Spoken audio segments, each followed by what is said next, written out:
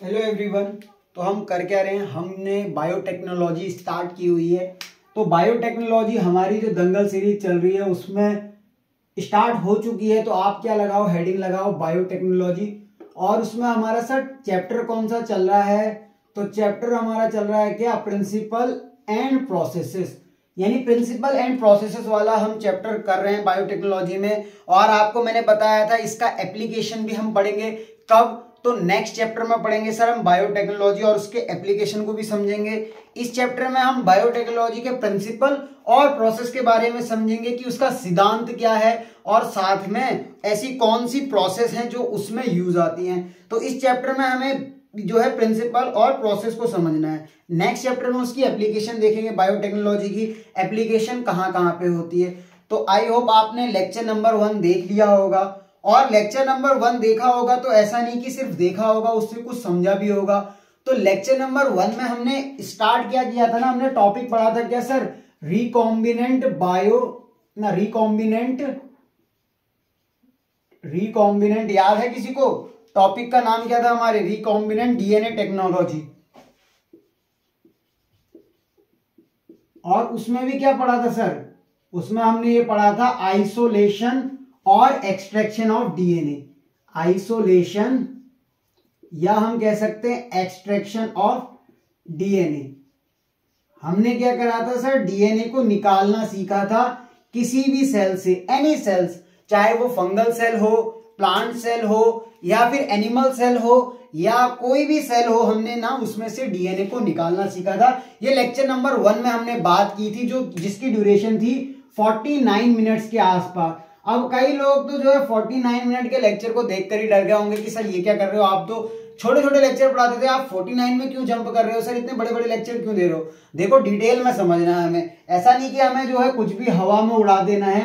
तो इस तरह से नहीं चलना है आपको। Biotechnology and principle and process वाले में काफी डिटेल में पढ़ना है। तो कल तक हमने रिकॉम्बिनेंट डीएनए टेक्नोलॉजी के बारे में पढ़ लिया था। आइए हम आज डिस्कस करते हैं ह्यूमन डीएनए के बारे में, क्योंकि मेरा जो क्या कहते हैं प्रोटीन ऑफ इंटरेस्ट है ना सर, वो ह्यूमन डीएनए से है। मतलब मुझे प्रोटीन ऑफ इंटरेस्ट में इंसुलिन चाहिए, हमें फंगल सेल की जरूरत नहीं है। आपका प्रोटीन ऑफ इंटरेस्ट कुछ भी हो सकता है, मुझे उससे कोई मतलब नहीं। आप अपने प्रोटीन ऑफ इंटरेस्ट के अनुसार काम करो। मैं रिलेट सर इंसुलिन जीन के हिसाब से करूंगा, क्योंकि मेरा जो काम है ना वो ह्यूमन डीएनए पे है, यानी एनिमल डीएनए पे है, उसी पे काम करूंगा। अब मुझे क्या करना है, आपको ये पता है ना सर कि जो ह्यूमन डीएनए होता है वो डबल स्ट्रैंडेड डीएनए होता है, यानी उसमें 2 स्ट्रैंड होती है। आपको ये भी पता होगा कि ये अगर स्ट्रैंड 5' to 3' चल रहा है तो ये क्या होगा सर, 3' to 5'। अब ये नहीं पता है तो भैया आप क्या करो, सो जाओ, एक रजाई ओढ़ो, कंबल ओढ़ो, सो जाओ। ऐसा नहीं करना है, ऐसा तो मैं गलत कह रहा हूं कि ये मैं काढ़ा पी रहा हूं, ठीक है। तो आप क्या करो, कंबल ओढ़ो और सो जाओ, ऐसा नहीं करना। आपको ये समझना है कि जो डीएनए होता है ना वो डबल स्टैंडर्ड होता है, 5' to 3' चलता है और 5' to 3' चलता है, मतलब अपोजिट डायरेक्शन में ये चलता है मूवमेंट। अब क्या होता है ना, इस डीएनए पे जीन लोकेट होती है बहुत सारी। ये मान लो यहाँ पे हमारी जीन 1, यहाँ पे क्या है सर जीन 2, इधर पे क्या है सर जीन 3, और मान लो ये वाली जो जीन है ना यहाँ पे, वो जीन 4 जो भी है वो इंसुलिन बना रही है सर। क्या बना रही है, इंसुलिन। और यहाँ पे हमारा है जीन 5, क्योंकि ये तो जीन 4 हो जाएगा, ये जीन 5 होगा। ये क्या होगा सर, जीन 6, ओके। ये क्या होगा सर, जीन 7। तो आप देखो डीएनए में क्या होगा ना, इस तरह से जीन लोकेटेड होगी, यानी जीन 1 होगा, जीन 2 होगा, जीन 3 होगा, इंसुलिन जीन भी हो सकता है, जीन 5 होगा, जीन 6 होगा, जीन 7 होगा, जीन 8 होगा। मैंने टोपी बहुत अच्छी लगा रखी है। तो इसके बारे में हम पढ़ेंगे सर। हमें क्या चाहिए सर, ये चाहिए, इंसुलिन जीन चाहिए। अच्छा, तो हम करेंगे क्या, तो ह्यूमन डीएनए में अगर आपने कुछ पढ़ा है सर, क्या पढ़ा है सर, ह्यूमन जीनोम प्रोजेक्ट पढ़ा है। किसी ने पढ़ा है क्या, मॉलिक्यूलर जेनेटिक्स आपने पढ़ ली होगी या नहीं पढ़ी होगी तो टेंशन मत लेना, आएंगे उसके ऊपर लेक्चर। तो उसमें एक बहुत बड़ा प्रोजेक्ट था सर, ह्यूमन जीनोम प्रोजेक्ट था। उसके अनुसार ये बताया गया कि जो ह्यूमन जीनोम होता है ना वो कंटेन्स करता है कितने सर, कंटेन्स, लिखो अराउंड 30,000 अराउंड 30,000, 30,000 हो गया, 30,000 जीन्स। बाप रे, इतने जीन्स होते हैं डीएनए पे। हाँ, ह्यूमन जीनोम प्रोजेक्ट काफी बड़ा प्रोजेक्ट था। उसमें हमने ये पता लगाया कि एक डीएनए में जो है 30,000 जीन्स तक जो होते हैं ना सर, वो इकट्ठे हो सकते हैं। और each gene makes a protein, मतलब प्रत्येक जीन क्या बना सकता है, each genes makes a protein, यानी हर जीन क्या बना सकता है सर, प्रोटीन बना सकता है। अब 30,000 जीन है, हमें इतने जीनों से कोई मतलब ही नहीं है। हमें gene 1, gene 2, gene 3, gene 5, gene 7, gene 8 या जीन 6 से कोई मतलब ही नहीं था सर। हमें तो चाहिए इंसुलिन जीन। हमें ये पता है, ह्यूमन जीनोम प्रोजेक्ट बताया गया कि 30,000 जीन होते हैं और प्रत्येक जीन जो है प्रोटीन बना सकता है। हमें चाहिए तो सर ये इंसुलिन जीन चाहिए। अब हम इस इंसुलिन जीन को कैसे प्राप्त करें? अब हम क्या करेंगे ना, एक आपने सुना होगा क्या, रेस्ट्रिक्शन एंडोन्यूक्लियस। वो क्या करता है सर, डीएनए को कट काम करने का काम करता है, यानी डीएनए को काटने का काम करता है। तो इंसुलिन जीन हमें यहां निकालना है, तो हमें किसका यूज करना होगा सर, रेस्ट्रिक्शन एंडोन्यूक्लियस का। आपको पता चला कि हमें डीएनए किस तरह से काटना है, तो डीएनए को काटना पड़ेगा उस जीन को निकालने के लिए।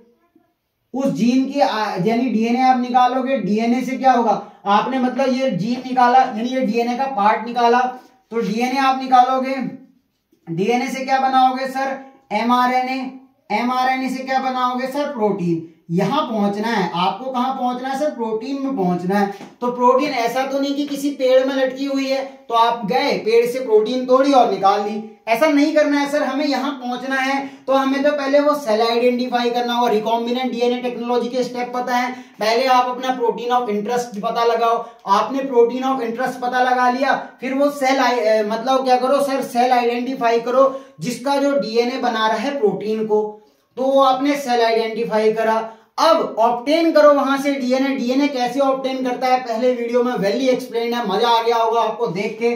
तो डीएनए का आप क्या करोगे सर, ट्रांसक्रिप्शन करोगे तो एमआरएनए बन जाएगा। और अगर ट्रांसलेशन कर देते हो तो क्या होगा मास्टर जी, अगर हम इसका ट्रांसलेशन कर देते हैं तो ये बन जाएगा प्रोटीन। तो आपको ये याद रखना है। अब कई लोग ये सोच रहे होंगे सर, हमने जो है क्या रिकॉम्बिनेंट डीएनए टेक्नोलॉजी करी, तो उस रिकॉम्बिनेंट डीएनए टेक्नोलॉजी में हमने क्या देखा, आपको ये तो पता होगा कि ह्यूमन का जो डीएनए होता है ना, वो सब सेल्स में समान होता है। अब डीएनए समान है तो हमने आइलेट्स ऑफ लैंगरहैंस जो पढ़ रहे थे, उसके बीटा सेल ही क्यों लिए पेनक्रियास में? इंसुलिन तो कोई भी सेल बना देता। मान लो आप एंटीरियर पिट्यूटरी से कोई सेल ले लेते, वहां से डीएनए को एक्सट्रैक्ट करते, इंसुलिन तो वो भी बना देता। और क्या करते हैं सर, हम कोई भी सेल यानी स्किन से कोई सेल डीएनए ऑब्टेन करते, इंसुलिन तो वो भी बना देता। हमें ये भी पता है कि मानव का जो डीएनए है वो लगभग सब जगह सेम है, और ये भी पता है कि सब में 30,000 जीन लगभग पाए जा रहे हैं। तो क्या हो सकता है कि सर वो डीएनए तो इंसुलिन कहीं से भी बना सकता है, तो हमने आइलेट्स ऑफ लैंगरहैंस के बीटा सेल ही क्यों लिए? ये दिमाग में क्वेश्चन आया नहीं आया? नहीं आया है तो आपने दिमाग को खोलने की जरूरत है। सोचो, आपको दिमाग में ये सोचना पड़ेगा कि हमने आइलेट्स ऑफ लैंगरहैंस के बीटा सेल ही क्यों लिए, कोई और सेल भी तो ले सकते थे। मान लो मैं एंटीरियर पिट्यूटरी के सेल ले लेता और वहां से इंसुलिन बना लेता। तो आपको ये याद रखना पड़ेगा कि डीएनए में 30,000 जीन्स लोकेट होते हैं, पर हर जीन एक्सप्रेस नहीं हो पाता। वो डिपेंड करता है कंडीशन के अनुसार कहां पे कौन सा जीन जो है एक्सप्रेस करेगा कैरेक्टर को। अगर जो है हर जगह एक्सप्रेस हो जाएगा तो हर सेल इंसुलिन बनाने लग जाएगी। पर हमें ये पता है कि specifically Langerhans of beta cell बनाते हैं सर पेनक्रियास के, तो हम वही लेंगे। अगर हमें जैसे जीएच का, हमें किसी का ड्वार्फिज्म का इलाज करना है तो ग्रोथ हार्मोन कौन बनाती है सर, एंटीरियर पिट्यूटरी। अब हम वहां से क्यों नहीं ले रहे, पेनक्रियास से? तो ऐसा होता है ना, आपको ये पता होना चाहिए कि जो जीन जहां पे एक्सप्रेस करता है ना, वही तो हमें पता लगाना है इसमें। मतलब हमें ये पता लगाना है कि वो जीन किस तरह का प्रोटीन बना रहा है, तो इसके लिए हमें आइडेंटिफाई करना पड़ेगा उस सेल को। फिर उस डीएनए को काट के आपको बाहर निकालना पड़ेगा, जिसका मेथड मैंने बहुत अच्छे से समझाया। और फिर हमें क्या करना पड़ेगा ना सर, उसको काटने के लिए कुछ टूल्स चाहिए होंगे या कुछ ऐसे उपकरण चाहिए होंगे। ऐसा नहीं कि डीएनए को आप कैंची से जाके काटाओ, ये भी एक प्रकार से सीजर या कैंची का काम करती है सर, पर ये क्या होती है सर, रेस्ट्रिक्शन एंडोन्यूक्लियस होती है। तो आपको समझ में आ गया होगा कि रेस्ट्रिक्शन एंडोन्यूक्लियस की जरूरत क्यों पड़ी। यानी कि अब हम क्या पढ़ेंगे ना, की टूल्स पढ़ेंगे किसके, रिकॉम्बिनेंट डीएनए टेक्नोलॉजी के। तो अगली हेडिंग मेरे संग लगाना, की tools of recombinant DNA technology. मैं इसको मिटा दे रहा हूं, आपको मजा बहुत आ रहा होगा मेरे संग, क्योंकि मैं आपको जब पढ़ा रहा हूं तो आपको अच्छा लग रहा होगा कि सर काफी अच्छा पढ़ा रहे हैं। तो आप कमेंट में लिख देना अच्छा पढ़ा रहा हूं, तो वो आपके ऊपर डिपेंड करता है। मैं आपको एक बात बताता हूं, एक बहुत अच्छी लाइन बताऊंगा, मजा आ जाएगा जिसको सुन के। वो क्या कहते हैं, शॉर्ट्स में भी डाल दूंगा एडिट करके, बताता हूं, सुन लो ध्यान से। क्या इंपॉर्टेंट बात है, इंपॉर्टेंट बात यह है सर कि अगर आप असफल हो जाओ, पहली बात तो असफल कुछ होता नहीं है, पर अगर आप असफल हो जाओ ना तो आपको गाली देने वाले बहुत होंगे। अगर आप असफल हो जाते हो तो आपको गाली देने वाले बहुत लोग होंगे सर। उस समय आपको दबा के गालियां मिलेंगी कि ये ऐसे ही रह गया, वैसा रह गया, पर उस समय आपको जो है, अगर आम आदमी होगा तो डिप्रेशन में चले जाएगा, नींद की गोलियां खाएगा और डिप्रेस रहेगा हर वक्त, ऐसा होगा अगर आम आदमी होगा। पर आप ये सोचो ना सर, हम डिप्रेशन में क्यों जा रहे हैं, कोई मतलब नहीं है, नहीं निकला नहीं निकला। अगर आप वहां पे सफल हो जाओ ना तो आपके जो आदमी जो आपको गाली करने आते हैं वो लेट जाएंगे आपके सामने कि अरे भैया भैया आप तो, फिर तो आपके नए नए रिश्ते निकलने आएंगे कि फूफी का लड़का है, खाला का लड़का है, या क्या कहते हैं मामू का लड़का है, सर ये तो हमारे यहाँ का लड़का है। उस समय आप सोचोगे कि यार ये रिश्तेदार कहाँ से आ गए, ऐसे तो रिश्तेदार हमारे थे ही नहीं, ये वो मेरी खाला का लड़का है या मेरी फूफी का लड़का है या मेरे मामू का लड़का है। ऐसे रिश्तेदार भी आपके सामने मिलेंगे, ऐसे रिश्ते नए नए रिश्ते बन के आएंगे। देखो एक हंसी के टाइम मुस्कुराने की अलग बात होती है, पर आप गम के टाइम मुस्कुराओ ना, वो खुशी सबसे ज्यादा होती है जब आदमी असफल है और उस समय मुस्कुरा रहा है। तो वो देख के ना आदमी, आधे लोग तो ऐसे ही चकमा जाते हैं कि यार ये इतनी विषम कंडीशन पे भी मुस्कुरा रहा है तो वो आदमी कितना अच्छा है। तो ये सोचो आप, असफल कुछ भी नहीं होता, उसको आप अलग हटाओ, सिलेक्शन ना सिलेक्शन वो आपके ऊपर नहीं है। तो अब हम क्या पढ़ेंगे ना सर, की tools of recombinant DNA technology. यानी कि हम क्या पढ़ेंगे, वो टूल्स पढ़ेंगे जो कि रिकॉम्बिनेंट डीएनए टेक्नोलॉजी में यूज होते हैं। तो लिख लो, की tools of recombinant DNA technology, recombinant DNA technology. अब क्या होता है ना कि सर वो कौन से ऐसे की टूल्स हैं जो हम रिकॉम्बिनेंट डीएनए टेक्नोलॉजी में पढ़ेंगे, उसके बारे में बात करते हैं। मैं आपको एक और चीज बताता हूं कि कई लोग तो यही नहीं समझ पाते हमें नोट क्या करना है। देखो जो मैं बकवास करता हूं या मैं बात करता हूं वो बकवास नहीं होती, वो इंपॉर्टेंट चीजें होती है। तो आप क्या करो ना, उस बातों को सुनते रहा करो। ऐसा नहीं कि आपको हर पॉइंट लिखना है, जो मैं लिखता हूं वो नोट्स है, पर जो मैं बोलता हूं उसको आपको समझना है, क्योंकि मैं एक डेली लाइफ से भी आपको एग्जांपल देता हूं, उससे रिलेट कराता हूं, ताकि जो है आपको अच्छी तरीके से समझ में आ सके। तो हम क्या करेंगे ना, की tools of recombinant DNA technology पढ़ेंगे। इसमें हम पढ़ेंगे क्या, तो हम इसमें पढ़ेंगे सर एंजाइम्स के बारे में, यानी ऐसे कौन से एंजाइम्स हैं जो कि रिकॉम्बिनेंट डीएनए टेक्नोलॉजी में यूज होते हैं। और पढ़ेंगे सर हम वेक्टर्स के बारे में, यानी वेक्टर क्या होता है, वेक्टर के बारे में समझेंगे। और क्या समझेंगे सर हम एंजाइम्स के बाद होस्ट सेल के बारे में समझेंगे कि होस्ट सेल क्या है सर, यानी वो होस्ट सेल कौन सी है उसके बारे में समझेंगे। यानी कि हमारा जो की ऑफ रिकॉम्बिनेंट डीएनए टेक्नोलॉजी होगा, जो टूल्स होंगे ना, वो एक तो होगा एंजाइम्स के ऊपर बेस्ड होगा, एक वेक्टर के ऊपर बेस्ड होगा, और एक किसके ऊपर बेस्ड होगा सर, होस्ट सेल के ऊपर बेस्ड होगा। तो आइए आप इसको नोट करो, मैं आपको फिर आगे बताता हूं कि वो टूल्स किस तरह से काम आएंगे। तो इसको नोट कर लिया होगा आपने। अब डालो हेडिंग न्यूक्लियसिस। क्या डालोगे सर, हेडिंग न्यूक्लियसिस। तो लिख लो यहां पे न्यूक्लियसिस। तो मैं आपको कुछ बता रहा था एस के बारे में, याद है एस क्या होता है सर, जो ब्रेक डाउन करने का काम करते हैं। जैसे हमने पढ़ा सेल्यूलेस, तो वो किसको तोड़ेगा सर, सेल्यूलोज को। प्रोटीएस सर किसको तोड़ेगा, प्रोटीन को। पैक्टिनेस किसको तोड़ेगा सर, वो पैक्टिन को। तो न्यूक्लियस यानी किसको तोड़ेगा सर, न्यूक्लियोटाइड्स को, जो कि डीएनए आरएनए में होते हैं। तो न्यूक्लियस क्या करेंगे ना सर, ये कट करेंगे किसको, डीएनए और आरएनए को। तो हमें यहां पे अभी आरएनए से कोई मतलब नहीं है, हमारा जो उद्देश्य है वो डीएनए को काटना है, क्योंकि हम क्या पढ़ रहे हैं सर, रिकॉम्बिनेंट डीएनए टेक्नोलॉजी पढ़ रहे हैं, रिकॉम्बिनेंट आरएनए टेक्नोलॉजी अभी नहीं पढ़ रहे हैं। तो हमारा जो न्यूक्लियस होता है ना वो कट करता है डीएनए को और आरएनए को, और डीएनए को काटना है, हमारा जो मेन टारगेट है सर वो डीएनए है। तो न्यूक्लियस अभी किसको काटने का काम करेगा सर, यहाँ पे डीएनए को। अब बात कर लेते हैं न्यूक्लियसिस के। तो न्यूक्लियसिस जो होते हैं ना वो हमारे दो टाइप के होते हैं, एक होता है हमारा एंडोन्यूक्लियस और दूसरा होता है हमारा एक्सोन्यूक्लियस। तो लिखो एंडोन्यूक्लियस और दूसरा आप क्या लिखोगे सर, एक्सोन्यूक्लियस। तो मजा आ रहा होगा आपको, नहीं आ रहा तब भी मजे लो, लाइफ में मजे ही लेने हैं। देखो आपको अगर मैं पूछूं कि जीने का पर्पस क्या है, क्या हम जब शुरू में आए थे यानी जब लाइफ इवॉल्व हुई थी तो क्या हम पढ़ने के लिए आए थे इस धरती में? नहीं, उस समय ऐसी कंडीशन नहीं थी। उस समय क्या था ना सर, हमारे जो जीवन का उद्देश्य है वो 2-3 चीजों पर ही बेस्ड होता है। अगर आप लाइफ के जो सही तरीके से जीवन का उद्देश्य पढ़ोगे तो एक हमारा उद्देश्य है सर फीडिंग एंड ब्रीडिंग, फिर मर जाना। मतलब फीडिंग और ब्रीडिंग है सर हमारे जीवन का उद्देश्य। तो इसमें रीडिंग वूडिंग तो टर्म कहीं आया ही नहीं। मतलब आपने पहले देखा होगा, क्या सब पढ़े लिखे थोड़ी थे।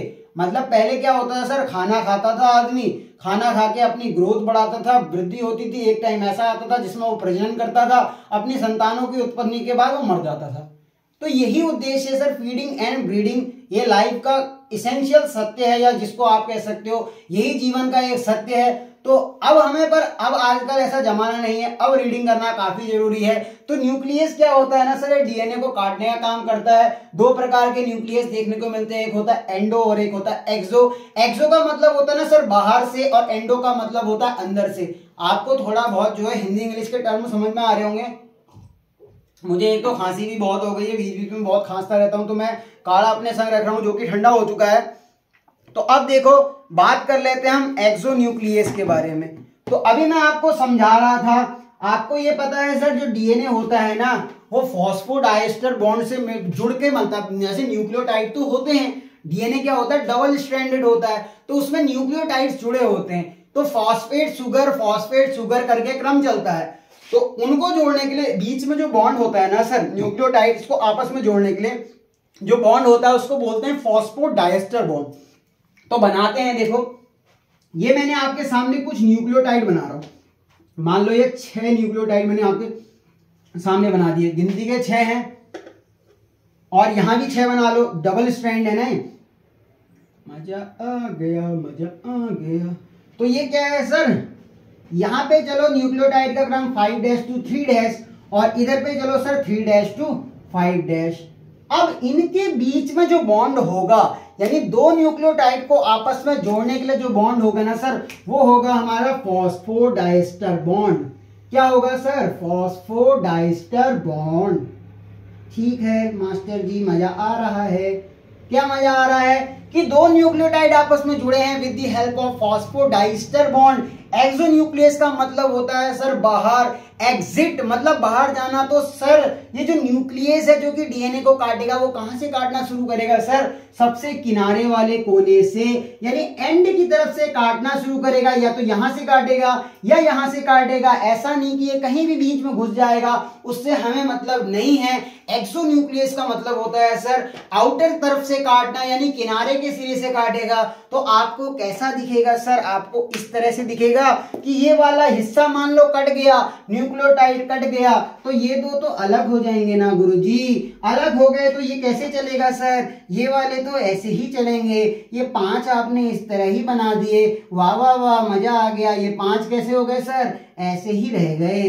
तो 5 आपने ऐसे लगाए। अब मैं इसको नीले पेन से नहीं दिखा रहा हूं फॉस्फोडाइस्टर बॉन्ड को, आपको एक बार समझा दिया। तो ये फॉस्फोडाइस्टर बॉन्ड सर इनके बीच में बना रहेगा, वाह वाह वाह, ये ऐसे चलेगा। और फिर क्या होगा, एक्सोन्यूक्लियस आएगा, फिर से किनारे से काटना शुरू करेगा। ऐसा नहीं कि बीच में घुस जाएगा, क्या करेगा सर, वो किनारे से काटना शुरू करेगा। यानी वो क्या करेगा सर, फॉस्फोडाइस्टर बॉन्ड को काटेगा और किनारे से काटना शुरू करेगा। तो आप देखेंगे कि डीएनए जो है कटना शुरू हो जाएगा। और सर कहां से कटेगा सर, किनारे से कटेगा। तो आपको जो है एक्सोन्यूक्लियस का मतलब समझ में आ गया। तो मैं एक बार किताबी डेफिनेशन भी लिख दूं। वैसे तो मैं मजे दिलाता हूं आपको बीच बीच में, पर अब किताबी डेफिनेशन भी तो लिखना जरूरी है। ऐसे थोड़ी लिख दोगे सर मजा आ गया, वो ऐसे काटेगा वैसे काटेगा, ऐसे नहीं। तो लिखो एक्सोन्यूक्लियस क्या होता है, these enzyme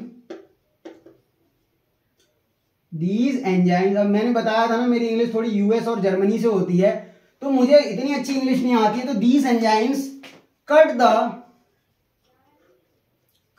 the DNA from outside. देखो जो मैं बोल रहा था वही तो लिखा है कि डीएनए को कहां से काटने का काम करता है sir, outside, taking out nucleotides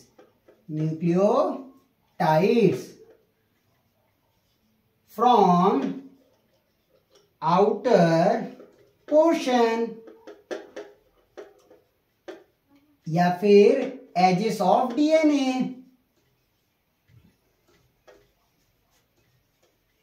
ठीक है, क्या बोला मैंने, ये जो एंजाइम होता है सर एंडोन्यूक्लियस, मतलब जो न्यूक्लियस है जिसमें हम एक्सोन्यूक्लियस की बात कर रहे हैं, ये एक्सोन्यूक्लियस का काम क्या होता है ना सर, ये एंजाइम होता है, कट करता है डीएनए को from outside, taking out the nucleotide from outer portion या एजेस ऑफ डीएनए। हमें एक्सोन्यूक्लियस के बारे में बिल्कुल समझ में आ गया। अगर समझ में आ गया होगा तो लाइक कर देना इसी समय वीडियो को और कमेंट में बता देना सर कि एक्सोन्यूक्लियस क्लियर है। अब बात कर लेते हैं हम सर एंडोन्यूक्लियस के बारे में। तो आइए समझ लेते हैं एंडोन्यूक्लियस के बारे में। तो लिखो, होता क्या है ना, इसमें भी डीएनए के बीच में आपको पता है फॉस्फोडाइस्टर बॉन्ड होगा, 1 2 3 4 5 6 हो गए, मेरी गिनती भी अच्छी है वैसे, मैं 5 गिनता हूं, 6 बना देता हूं, 3 4 5 6। अब वही चीज देखो, अब मैं नीले बोले से रंग से नहीं दिखा रहा, ये 5' to 3' होगा, हाँ ये 3' to 5' होगा। बहुत बढ़िया सर, ये जुड़ा है किससे, with the help of phosphodiester bond, phospho, तो फास्फोडाइस्टर बॉन्ड से ये मजे से जुड़ा हुआ है। अब क्या हुआ ना, एंडोन्यूक्लियस बोल रहा है, मतलब एंडोन्यूक्लियस यानी अंदर, एक्सोजीनियस एंडोजीनियस सुना है आपने, एंडोस्पोर एक्सोस्पोर सुना है, एंडो मतलब बीच में, एक्सो मतलब बाहर से, तो एंडोन्यूक्लियस कह रहा है तो ये सेंटर से काटेगा या मिड से काटेगा।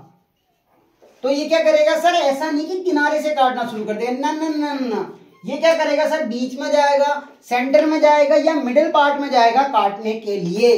तो इसकी डेफिनेशन लिखो, दीज आर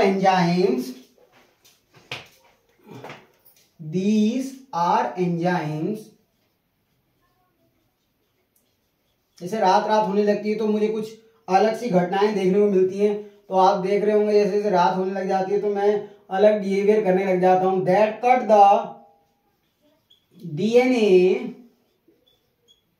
फ्रॉम सेंटर या मिडल। अब मैं थोड़ा सा ना आपसे जुड़ चुका हूं तो मैं थोड़ा हंसी मजाक भी कर ले रहा हूं बीच बीच में। ये क्या करता है ना सर, बीच से काटने का काम करता है। इसमें थोड़ी सी शाई खत्म हो रही है, और एक तो ये भी बड़ी दिक्कत है यार रिफिल मार्कर में, कि शाई बीच में खत्म होती रहती है, रिफिल करना पड़ता है। तो मैंने बात करी सर एंडोन्यूक्लियस की, तो एंडोन्यूक्लियस क्या करता है ना सर, ये बीच में से काटने का काम करता है, या सेंटर से काटता है, या मिडिल पार्ट से काटने का काम करता है। और ये क्या बनाता है ना सर, बीच से 2 भागों में तोड़ देगा। जब ये 2 भागों में टूट जाएगा तो किस तरह का फोटो आपके सामने आएगा, तो वो फोटो आप इस तरह से बनाओगे कि ये बीच से कट गया है, तो कैसा दिखेगा हमें, ये 3 वाले इधर आ गए, ये 3 वाले बीच से कट के इधर आ गए, ये वाले अलग छोर बन गए 5' to 3', और इधर पे अलग छोर बन गया 5' to 3'। तो ये अपना मस्त मगन, ये बीच में धन, ये बीच में अपना मस्त मगन, और इधर भी धन। तो क्या हुआ ना सर, इसने क्या करा, बीच में जाके काटने का काम किया एंडोन्यूक्लियस ने। अब क्या ये बिल्कुल सेंटर से काटेगा, अगर आप देखो मान लो डीएनए 300 न्यूक्लियोटाइड से मिलकर बन रहा है, एक सपोज करो एग्जांपल है हमारा, काला खत्म हो गया, ठंडा हो गया था बिल्कुल, क्या था, मान लो कि हमारे न्यूक्लियोटाइड का एग्जांपल है, जो डीएनए बन रहा है सर वो 300 न्यूक्लियोटाइड से मिलकर बन रहा है।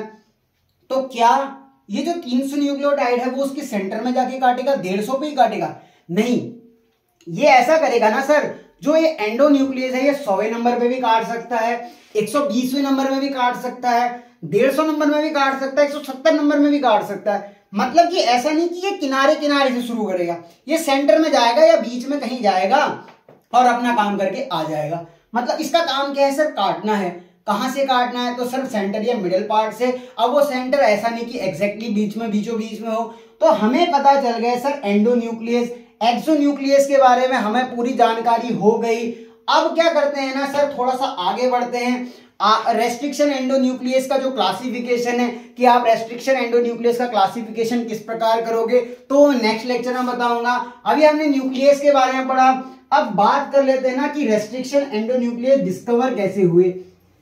हमारा जो अब उद्देश्य है वो हम एक्सोन्यूक्लियस के बारे में नहीं पढ़ेंगे, क्योंकि हमारा जरूरी थोड़ी है कि प्रोटीन ऑफ इंटरेस्ट जो हमको चाहिए उसकी जीन जो है किनारे में ही लोकेट हो। ऐसा बहुत कम देखने को मिलता है। हमारी ज्यादातर जो प्रोटीन ऑफ इंटरेस्ट है, जो हमें डीएनए चाहिए, वो बीच में ही देखने को मिलेगा। तो हमें क्या चाहिए ना सर, रिस्ट्रिक्शन एंडोन्यूक्लियस चाहिए। यानी कि एक हिसाब से हमें एंडोन्यूक्लियस के बारे में पढ़ना है। जो न्यूक्लियस है यानी जो काटने का काम कर रही है, उसमें हमें किसके बारे में डिस्कस करना है सर, एंडोन्यूक्लियस के बारे में। तो आइए बात कर लेते हैं अब उसके बारे में। तो देखो, यह आपका प्यारा सा बैक्टीरिया है। क्या है सर, ये हमारा प्यारा सा बैक्टीरिया है, नन्ना मुन्ना प्यारा न्यारा। अब क्या हुआ, इसमें एक सस्ता सा वायरस आ गया जो कि सूखा नशा करता है। वायरस आया जो कि सूखा नशा करता है, इसने जो है इसको अपने तरफ ले लिया, ऐसे मतलब इसको घेर लिया, अपनी तरफ लिया और घेर लिया। ये क्या है सर हमारा, ये है सस्ता बैक्टीरियोफाज। ये क्या है, बैक्टीरियोफाज। अब कई लोग, मैंने देखा था एक बार क्या हो रहा था ना सर, वाइवा चल रहा था, पूछा गया कि चार्ट किस पे बनाया है, बैक्टीरियोफाज पे बनाया है। ठीक है, बहुत बढ़िया। पूछा कि बैक्टीरियोफाज होता क्या है, तो वो कह रही सर बैक्टीरिया, ये कह रहा है बैक्टीरिया। तो ऐसे लोग भी होते हैं, तो बैक्टीरियोफाज सुन के समझ लेते हैं कि ये बैक्टीरिया होगा। उसने बनाया चार्ट बैक्टीरियोफाज के ऊपर था या बैक्टीरियोफेज के ऊपर था, वो अपने हिसाब से। देखो, मुझे नहीं पता कि क्या कहते हैं इंग्लिश में, मेरी इंग्लिश मैंने बताया था अलग ही देश से है। तो बैक्टीरियोफाज क्या होता है ना सर, ये बैक्टीरिया को मारने का काम करता है या बैक्टीरिया को किल करने का काम करता है। ये एक वायरस होता है। वायरस क्या करता है सर, ये बैक्टीरिया पे हमला करता है, इसीलिए इसको बैक्टीरियोफाज कहते हैं सर। ठीक हो गया।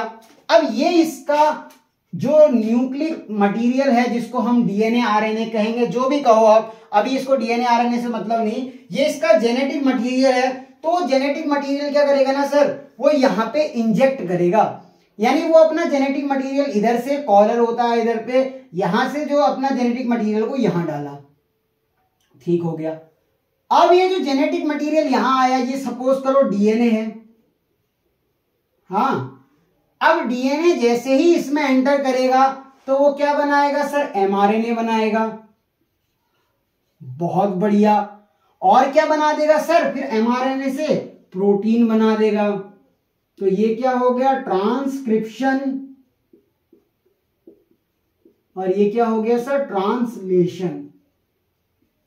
Transcription, translation. मतलब कि क्या हुआ, जो बैक्टीरियोफाज था उसने अपना जेनेटिक मटेरियल इस बैक्टीरिया के अंदर इंजेक्ट कर दिया, और जैसे ही इसके अंदर इंजेक्ट हुआ तो डीएनए ने क्या किया, यहाँ पे अपने साथ में इसने कुछ प्रोटीन भी भेजे होंगे यहाँ पे, जो ये प्रोसेस कर रहे होंगे। तो ट्रांसक्रिप्शन हुआ, एमआरएनए बना, ट्रांसलेशन हुआ सर, और क्या बन गया हमारा, प्रोटीन बन गया। यानी कि अब क्या हुआ ना कि बैक्टीरियोफाज ने अपना जेनेटिक मटेरियल जैसे इसके अंदर डाला तो वायरसेस की मल्टीपल कॉपी होनी शुरू हो गई। क्या होने लगी सर, वायरसेस की मल्टीपल कॉपी शुरू होने लग गई। यानी कि अब जो है बल्ले बल्ले हो गई किसकी, बैक्टीरियोफाज की, क्योंकि उसने क्या किया, अपनी मशीनरी उसके अंदर चालू कर दी है। अब दबा के बैक्टीरिया के अंदर क्या बन रहे हैं सर, वायरसेस बन रहे हैं। तो अब क्या होगा सर, वायरसेस की जनसंख्या बढ़ेगी, अपनी जनसंख्या में वृद्धि करेगी, खूब मजे लेगी, खूब न्यूट्रिशन लेगी। उसके बाद क्या होगी सर, एक टाइम ऐसा आएगा कि इसमें सारे तरफ अंदर वायरल प्रोटीन हो जाएगी, और वायरस अपनी ग्रोथ करके एक टाइम ऐसा आएगा कि इसको बस्ट करके बाहर निकल जाएगा। और ये तो सिर्फ एक बैक्टीरिया को इन्होंने खराब करा, ये पूरी कॉलोनी को नष्ट कर देगा सर, पूरे खानदान को खत्म कर देगा उसके, मतलब कि सब निपटा दिए उसमें, चाचा ताऊ फूफा उफा उसके सब गए, यानी पूरा खानदान उसने निपटा दिया सर। किसने? एक बैक्टीरियोफाज ने अपनी ग्रोथ को बढ़ा के। तो ऐसे तो बड़ा मजा आ रहा था सर, सबको मार दिया और एक टाइम ऐसा आएगा कि ये बस्ट हो जाएगा और सारे मतलब बैक्टीरियोफाज निकल जाएंगे इसके अंदर से और वो दूसरे बैक्टीरिया को ढूंढेंगे और उसकी पूरी कॉलोनी को खत्म कर देंगे। ऐसा नहीं करना है सर, हमें क्या करना है, इसको बचाना है। तो हम नहीं बचाते हैं सर। होता क्या है, नेचर में कोई चीज अगर इस तरह की चल रही है तो नेचर उसको प्रोटेक्शन भी देती है, यानी कि नेचर उसको बचाने के लिए कोई उपाय भी ढूंढती है ना। तो वो उपाय क्या थे? तो 1963 में, मैं एक बार देख लूं, मुझे सन हुन याद नहीं रहता। हाँ मैं बिल्कुल ठीक हूं। तो 1963 में, इतना ऊपर से आपको विजिबल है नहीं है, मैं अभी चेक कर लूंगा, यहां लिख देता हूं थोड़ा। 1963 में क्या हुआ ना सर, 1963 में ये हुआ कि 2 enzymes were discovered, 2 enzymes were discovered, यानी 2 एंजाइम ऐसे हुए जो डिस्कवर हुए। कब हुए सर? 1963 में, यानी 20th सेंचुरी में क्या हुआ, 2 एंजाइम वर डिस्कवर्ड हुए सर। अब वो 2 एंजाइम क्या थे उनके बारे में बात करेंगे, और वो किस में डिस्कवर हुए? तो इन बैक्टीरिया। तो बात कर लेते हैं सर उसके बारे में। वो एंजाइम थे, पहला तो था हमारा क्या, रेस्ट्रिक्शन एंडोन्यूक्लियस, जिसको REV बोलेंगे, रेस्ट्रिक्शन एंडोन्यूक्लियस। और दूसरा था सर हमारा क्या, मिथाइलेज, या पहला मिथाइलेज कर लो, दूसरा रेस्ट्रिक्शन एंडोन्यूक्लियस कर लो, वो आपके ऊपर है। पर ये कब ढूंढे गए सर? 1960 में, 1963 में, जो कि 20th सेंचुरी चल रही थी, 21वीं सदी की बात नहीं हो रही है। तो क्या हुआ, यहां पे हमें क्या मिला ना, बैक्टीरिया के पास नेचर ने एक प्रोटेक्शन दे रखा है। क्या दिया है सर? यहाँ पे रेस्ट्रिक्शन एंडोन्यूक्लियस पाए जाते हैं। किसमें? बैक्टीरिया में रेस्ट्रिक्शन एंडोन्यूक्लियस पाए जाते हैं। तो इसको क्या बोलेंगे सर?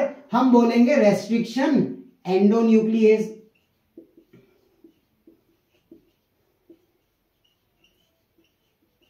बहुत बढ़िया। अब क्या हुआ ना गुरुजी, अब ऐसा हुआ कि ये जो बैक्टीरियोफाज था ये चाह रहा था मैं अपनी मल्टीपल कॉपी बनाऊं, बैक्टीरिया को मार दूं, खूब वृद्धि करूं और पूरी कॉलोनी निपटा दूं। ये इसका प्लान था, बहुत बढ़िया प्लान था। ये अपने प्लान में सक्सेसफुल होने ही वाला था। इसने क्या किया सर, अपना जेनेटिक मटेरियल जो कि DNA है वो क्या कर दिया, इंजेक्ट कर दिया। मतलब एक बैक्टीरिया को पकड़ा, मौज लिए, क्या करा उसमें अपने क्या कहते हैं, अपने जेनेटिक मटेरियल को इंजेक्ट किया। वो सोच रहा है मैं मल्टीपल कॉपी बनाऊंगा, प्रोटीन बनाऊंगा और मजे लूंगा। ये उसका प्लान है सर। पर ये जो रेस्ट्रिक्शन एंडोन्यूक्लियस है ना, ये क्या करेगा, इस वायरल DNA को काटने का काम करेगा। यानी कि ये जो वायरल DNA है, ये रेस्ट्रिक्शन एंजाइम, जो रेस्ट्रिक्शन एंडोन्यूक्लियस है, एंडोन्यूक्लियस क्या होता है सर, ये DNA को काटता है। रेस्ट्रिक्ट करना मतलब, अब देखो क्या होता है ना, कई ये टीचरों को भी नहीं पता होता है कि रेस्ट्रिक्शन एंडोन्यूक्लियस का नाम रेस्ट्रिक्शन एंडोन्यूक्लियस क्यों पड़ा। पता होता है कईयों को, पर कईयों को नहीं होता है, क्योंकि वो टीचर हमारी तरह ही होते हैं। कई तो अच्छे होते हैं, ऐसा नहीं। पर जो रेस्ट्रिक्शन एंडोन्यूक्लियस का नाम क्यों पड़ा ना, ये रेस्ट्रिक्ट कर रहा है सर ग्रोथ को। किसकी ग्रोथ को? वायरल DNA को, यानी वायरल DNA को काट देने का काम कर रहा है। तो रेस्ट्रिक्शन एंजाइम क्या कर रहा है सर, रेस्ट्रिक्शन एंडोन्यूक्लियस कट कर रहा है DNA को। किसको? वायरल DNA को। तो अब हम बात कर लेते हैं रेस्ट्रिक्शन एंडोन्यूक्लियस के बारे में, कुछ लिखते हैं।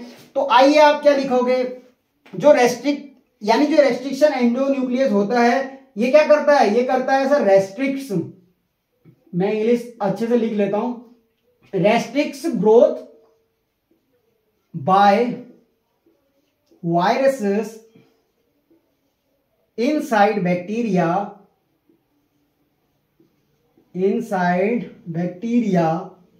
it is as soon as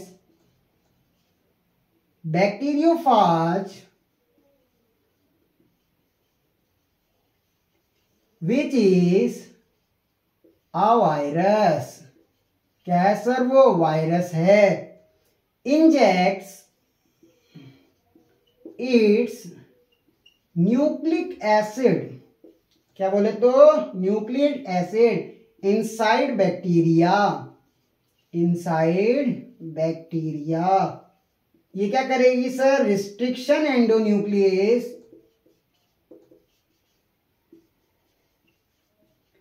present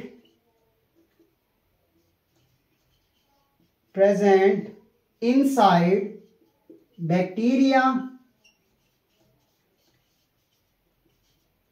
immediately cut the viral DNA. तो जो मैंने बकवास करी ना सर हिंदी में, जो भी समझाया आपको, जो इंग्लिश में समझाया, उसको मैंने एक शब्दों के पिरो के रख दिया आपके सामने, एक माला प्रस्तुत कर दी सर, किसकी, शब्दों की, एक डेफिनेशन लिख दी कि जो रेस्ट्रिक्शन एंडोन्यूक्लियस होता है उसका नाम रेस्ट्रिक्शन एंडोन्यूक्लियस क्यों पड़ा। तो सर होता क्या है ना, ये रेस्ट्रिक्ट करता है ग्रोथ की बाय वायरसेस इनसाइड बैक्टीरिया। ये किसमें होता है सर, बैक्टीरिया में। As soon as bacteriophage which is a virus inject करता है अपना न्यूक्लिक एसिड इनसाइड बैक्टीरिया। ये क्या करता है ना, जो रिस्ट्रिक्शन एंडोन्यूक्लियस होता है वो प्रेजेंट होता है इनसाइड बैक्टीरिया, ये इमीडिएटली कट करने का काम करता है सर, किसको, वायरल डीएनए को। उसका प्लान था मैं अपना जेनेटिक मटेरियल उसमें इंजेक्ट करके बहुत सारी कॉपी बनाऊंगा और ये बैक्टीरिया को खा जाऊंगा और इसको मार दूंगा सर और पूरी कॉलोनी निपटा दूंगा, इसके चाचा ताऊ सबको खत्म कर दूंगा। पर इसका प्लान किसने खत्म करा सर, रेस्ट्रिक्शन एंडोन्यूक्लियस ने। वो क्या करा, उसने ऐसा न्यूक्लियस जो था उसने डीएनए को काट दिया, वायरल डीएनए को, यानी उसके प्लान को चौपट कर दिया। पर रेस्ट्रिक्शन एंडोन्यूक्लियस तो डीएनए को काटने का काम करता है, वो डीएनए की ग्रोथ को इनहिबिट करने का काम करता है। तो वो बैक्टीरिया के डीएनए को क्यों नहीं काट रहा, कभी ये सोचा आपने? जब मैं ये बता रहा हूं कि वो डीएनए को काट रहा है, रेस्ट्रिक्शन एंडोन्यूक्लियस का काम होता है सर डीएनए को काटना, बढ़िया बात है। वायरल डीएनए को उसने काट दिया, क्या बैक्टीरिया के अंदर डीएनए नहीं होता अपना? होता है, वो तो साइटोप्लाज्म में घूमता है फर्स्ट क्लास, क्योंकि उसके पास तो कोई भी न्यूक्लियर मेम्ब्रेन ही नहीं होती, वो तो साइटोप्लाज्म में नाच रहा है डीएनए, नेकेड डीएनए सर, उसको काटना तो और आसान है। अब क्या करेगा ये रेस्ट्रिक्शन एंडोन्यूक्लियस, उसके डीएनए को काटने चले जाएगा बैक्टीरिया के। तो इसको बचाने के लिए क्या हुआ ना, जो दूसरा, अब नेचर जो है अगर वो कुछ ऐसी चीज प्रोवाइड कर रहा है तो उसको बचाने के लिए कुछ उपाय तो ढूंढेगी। मतलब जो हमारी नेचर मदर है, जिसको हम प्रकृति मदर कहते हैं, अपनी प्रकृति माता बोलते हैं जिसको, तो वो कोई ऐसा उपाय ढूंढेगी कि अब हम बैक्टीरिया को तो बचा लें, क्योंकि रेस्ट्रिक्शन एंडोन्यूक्लियस तो उसी के अंदर है। वो क्या करेगा सर, डीएनए को काटेगा, तो बैक्टीरिया के डीएनए कोई स्पेशल थोड़ी है कि उसको नहीं काटेगा, स्पेशल है ना सर। क्यों स्पेशल है कि इसमें क्या होता है ना सर, जैसे ही रेस्ट्रिक्शन एंडोन्यूक्लियस पाया जाता है, जो ये डीएनए होता है ना बैक्टीरिया का, वो कैसा होता है सर, मिथाइलेटेड होता है। यानी अगर इसके अंदर ये डीएनए पाया जा रहा है, सपोज करो ये जो डीएनए है इसमें मिथाइल ग्रुप प्रेजेंट होगा, यानी ये पूरी तरीके से मिथाइलेटेड होगा, तो वो क्या करेगा ना सर, बैक्टीरिया के डीएनए जो कि मिथाइलेटेड है उसको नहीं काट पाएगा। यानी रेस्ट्रिक्शन एंडोन्यूक्लियस किस पे वर्क नहीं करता, जो मिथाइलेटेड डीएनए होता है उस पर वर्क नहीं करता। तो ये आपके दिमाग में नोट होना चाहिए कि प्रकृति ने उसको कैसे बचाया। वो तो वायरल डीएनए को काट रहा है, तो वो खुद के डीएनए को भी तो काट सकता था, पर क्या होता है ना, एक चीज ढूंढी गई है, वो पता लगाया गया कि आखिरकार ये क्यों बच रहा है, तो वो with the help of methylase, methylase, जो आपको बोलना है बोलो, वो आपके ऊपर डिपेंड करता है, आपको समझ में आना चाहिए। आप उसे चाहे मेथिलेज बोल दो, मिथिलेज बोल दो, मिथिलेज भी कह दो, मुझे उससे कोई मतलब नहीं, पर आपको ये स्पेलिंग याद होनी चाहिए, पेपर में मिथाइलेज लिख लेना चाहिए। ये क्या होता है ना sir, very very important enzyme है। या हाँ लिखो, मिथाइलेज के बारे में लिखो, वेरी वेरी इंपॉर्टेंट। क्या है सर, ये बहुत इंपॉर्टेंट एंजाइम है, एंजाइम है बहुत बढ़िया। ऑफ बैक्टीरिया, ये क्या है सर, बहुत ही इंपॉर्टेंट एंजाइम है किसमें, बैक्टीरिया में, जो कि ये इट्स ऐड, ये क्या करता है ना सर, जोड़, ऐड करता है, sorry, it adds methyl group, या जोड़ने का काम करता है, मिथाइल ग्रुप्स जो कि CH3 होता है, मिथाइल ग्रुप सबको पता है ना, CH3 होता है, टू द बैक्टीरियल डीएनए, किसमें, bacterial DNA, so that restriction endonuclease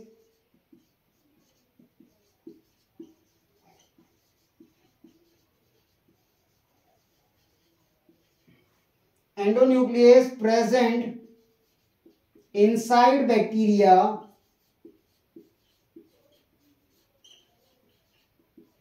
do not cut the own DNA।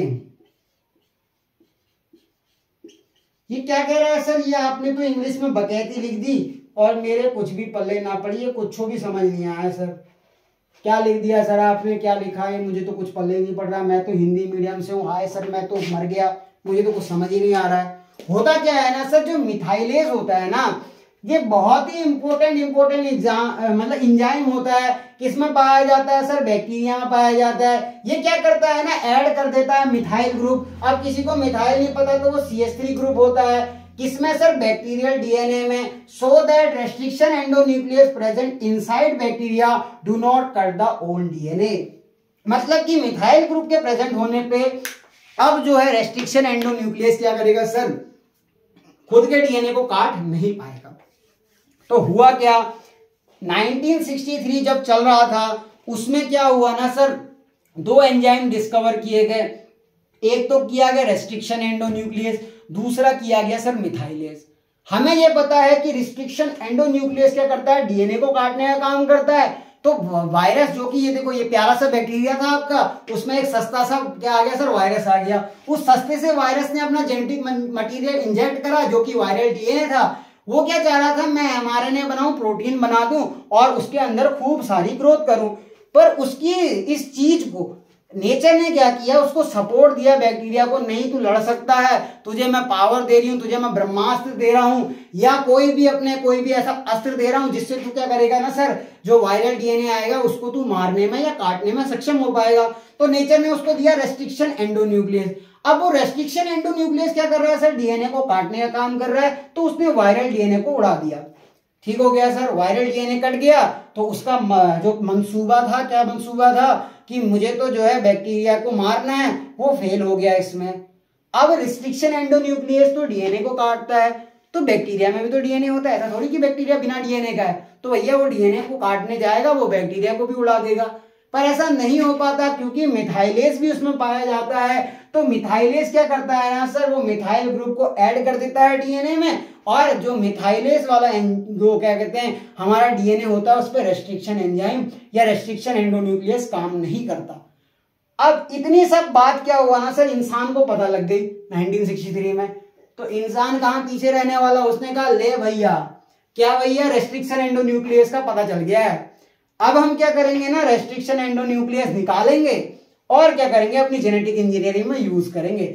यानी रेस्ट्रिक्शन एंडोन्यूक्लियस ने एक पाथ दे दिया। क्या सर, क्या पाथ दिया कि अब हमारी बायोटेक्नोलॉजी काफी आसान कर दी रेस्ट्रिक्शन एंडोन्यूक्लियस ने। हमें वो टूल मिल गया, वो सीजन मिल गई, वो कैंची मिल गई, जिससे अब हम डीएनए को काट सकते हैं। आपने देखा कि डीएनए हमने स्पूलिंग मेथड से निकाला, ऐसा नहीं कि आप फटाक से कैंची गए और काट दिया, नहीं, ऐसा नहीं करना। आपको रेस्ट्रिक्शन एंडोन्यूक्लियस ले आओ, वहां आपको जो डिजायर जीन है, जो आपको डीएनए का पार्ट चाहिए ना सर, उसको आइडेंटिफाई करो, वो कौन सी लोकेशन में है। अगर वो पेरीफेरी में है तो एक्सोन्यूक्लियस से काम चला लो, अगर वो बीच में है तो एंडोन्यूक्लियस देके आओ, जो कि रेस्ट्रिक्शन एंडोन्यूक्लियस, और ह्यूमन ने उसका जो है फुल्ली यूटिलाइज करना शुरू कर दिया। तो हमारी बायोटेक्नोलॉजी में रेस्ट्रिक्शन एंडोन्यूक्लियस की डिस्कवरी एक पाथ क्या थी, फॉर्मिंग हिस्ट्री थी।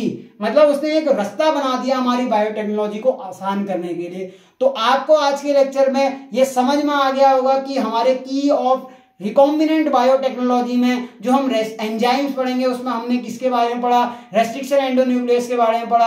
अब हम क्या पढ़ेंगे ना सर, ये लेक्चर बड़ा होता जा रहा है, मुझे पता चल रहा है ऐसा, मैं देखो रुका नहीं हूं, एक बार भी कंटिन्यू बोला, पानी भी नहीं पिया, वो काढ़ा था। और काढ़ा क्या होता है, मीठा थोड़ी होता है, आपको पता है ये कड़वा होता है। तो मैं उसके बाद भी अपनी एनर्जी को डाउन नहीं किया, लगातार पढ़ाया, मेरे मुंह में एक्सप्रेशन नहीं बिगड़े। तो क्या है ना सर, हमने रिस्ट्रिक्शन एंडोन्यूक्लियस के बारे में पूरा पढ़ लिया है। पर अभी इसमें एक चीज रह गई कि रिस्ट्रिक्शन एंडोन्यूक्लियस का जो क्लासिफिकेशन है, यानी उसका नामकरण हम कैसे करें कि इसको हम चिंटू नाम दे दें, मिंटू नाम दे दें, ऐसा नहीं करना है सर। हमें एक नाम देना है, जैसे आपने इको R1 सुना होगा, हिंड 3 सुना होगा, तो ऐसा थोड़ी कि इनके नाम चिंटू, मिंटू, पिंटू, टिंटू ऐसे कुछ भी दे दें। ये कोई वो चोरी चल रहा है सर कि मतलब बच्चे हुए चिंटू नाम दे दिया। अब आपके पहले की फैमिली में क्या होता था, कुछ भी नाम दे दो, चिंटू, मिंटू, पिंटू, टिंटू, ऐसे नाम दे दिए।